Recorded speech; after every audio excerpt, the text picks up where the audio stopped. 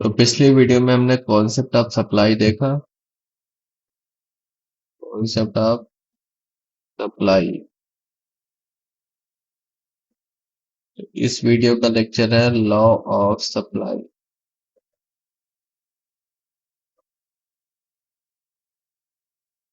Supply function,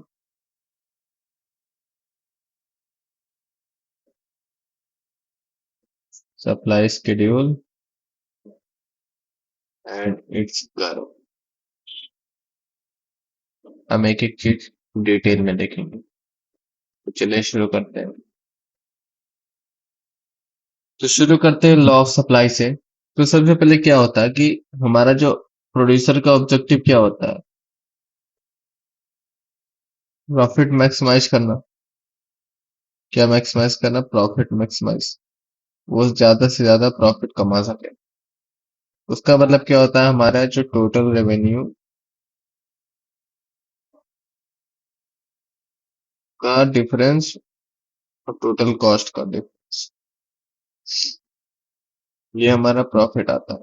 जितना revenue हो रहा है टोटल और जितना कॉस्ट हो रहा है, उन दोनों को जब माइनस कर देंगे तो हमारा प्रॉफिट आ जाएगा।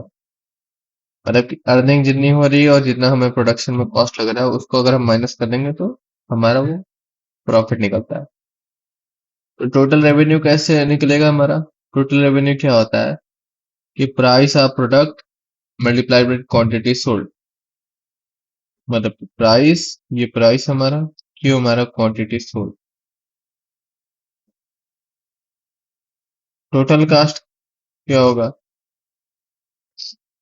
एवरेज कॉस्ट ऑफ प्रोडक्शन, जो एवरेज कॉस्ट हुआ, average cost of production into quantity produced, जो क्वांटिटी प्रोड्यूस की गई। ठीक है। तो प्रॉफिट क्या आएगा हमारा? T R minus T C, मतलब total revenue minus total cost. तो टी आर हम कैसे लिख सकते हैं? Q into P.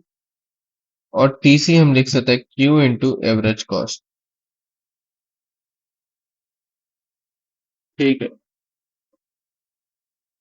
तो अब इससे हम क्या समझते हैं कि higher price would mean more profit. Price अगर हाइयर होगा,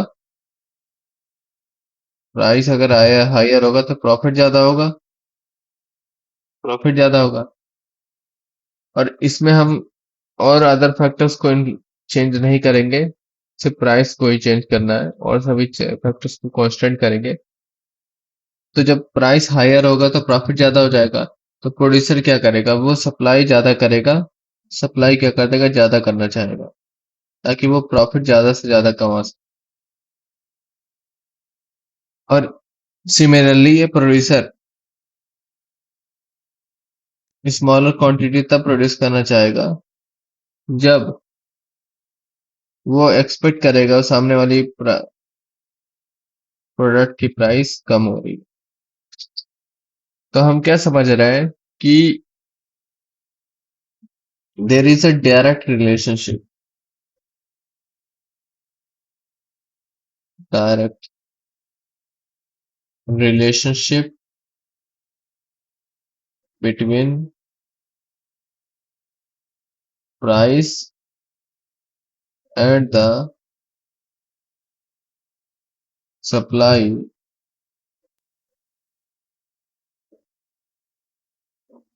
सप्लाई ऑफ कमोडिटी।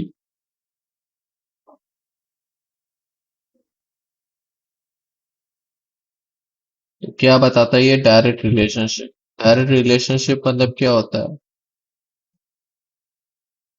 अगर प्राइस बढ़ेगा तो सप्लाई बढ़ेगा, और प्राइस घटेगा तो सप्लाई घटेगा। मतलब सेम डायरेक्शन में रिलेशन बता रहा है।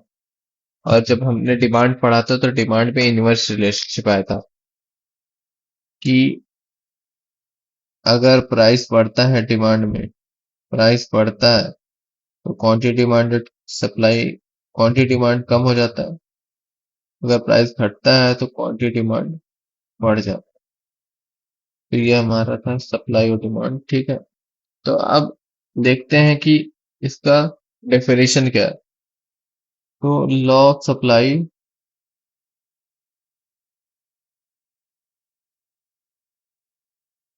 states that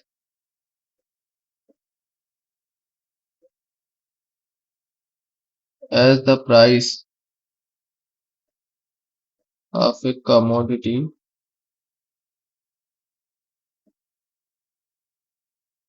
increases,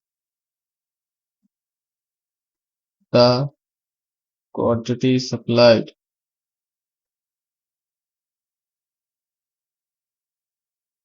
per unit of time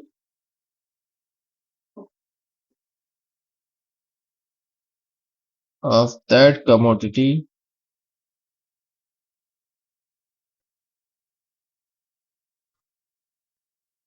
also increases, and vice versa. Assuming all other factors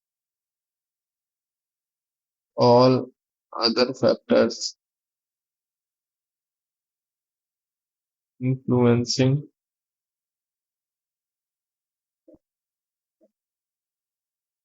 supply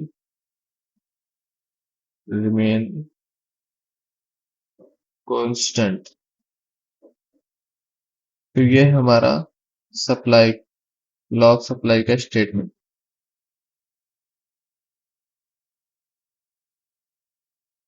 और ये लॉ तभी होल्ड करेगा जब तक हम अदर फैक्टर्स को कांस्टेंट रखेंगे, नहीं तो ये होल्ड नहीं करता है।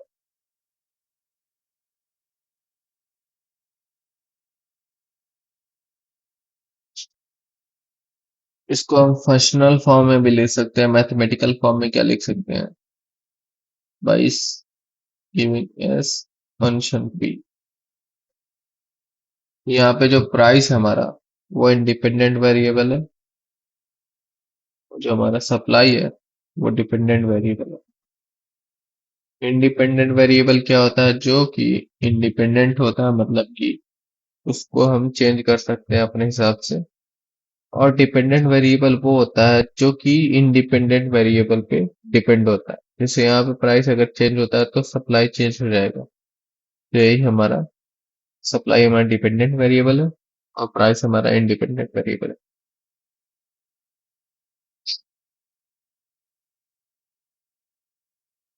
ये नहीं कह सकते कि ये एक स्टेटमेंट अगर कहीं लिखा है कि price rise leads to supply rise, true होगा।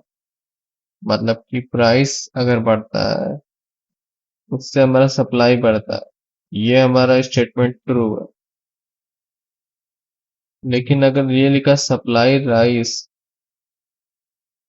Leeds to price rise,